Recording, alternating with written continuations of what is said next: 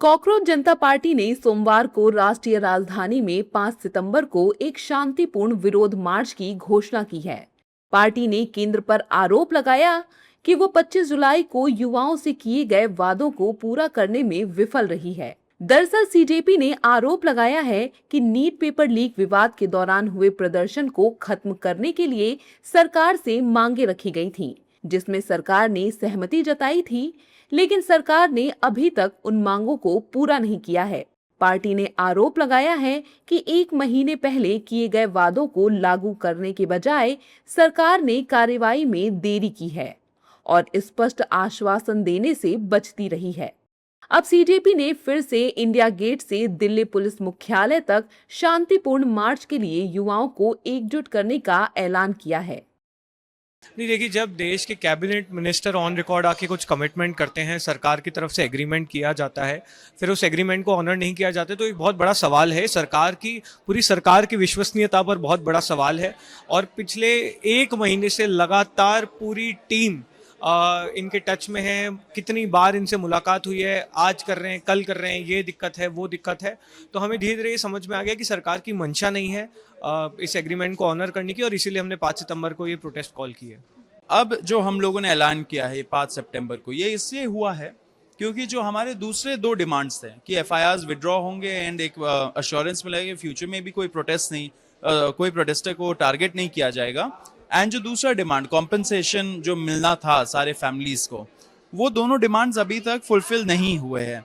इसी के वजह से हमें लगा कि सरकार हमारे साथ विश्वासघात करना चाह रही है, ये हम लोग अलाउ नहीं होने देंगे। एंड इसलिए 5 सितंबर को इंडिया गेट पे हम सारे लोग पीसफुली गैदर होंगे। सीजेपी ने जैसे ही 5 सितंबर को विरोध प्रदर्शन का ऐलान किया, वैसे ही देश की सियासत में भी हलचल होने लगी। बीजेपी और उसके सहयोगी दलों के नेताओं ने सीजेपी के प्रदर्शन को पॉलिटिकल प्रदर्शन बताया है।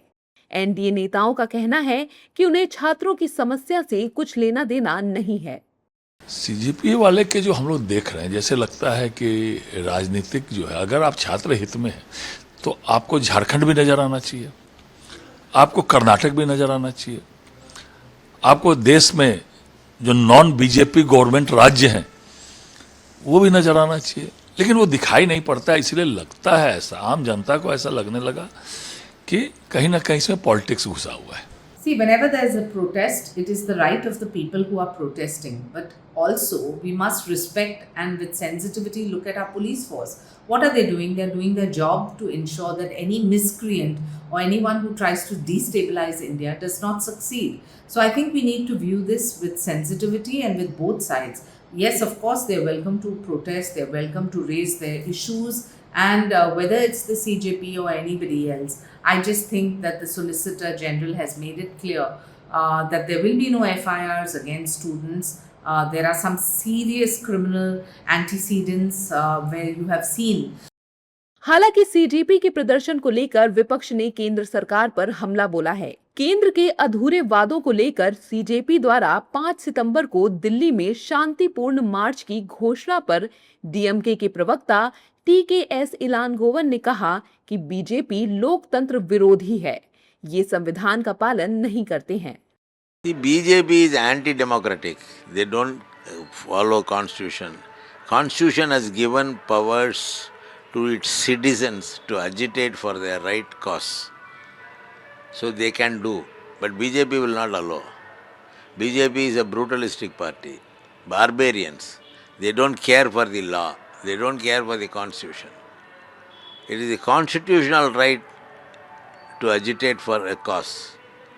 It is the citizens who elect a government. But the citizens, after electing the government, they cannot be silent on all the wrongdoings of the government. They will have to fight. बता दें कि CJP की राष्ट्रीय कार्य समिति ने सोमवार को बैठक की। इसमें भारत सरकार और बीजेपी और एनडीए शासित राज्यों द्वारा देश के युवाओं से 25 जुलाई 2026 को किए गए अहम वादों के पालन की समीक्षा की गई।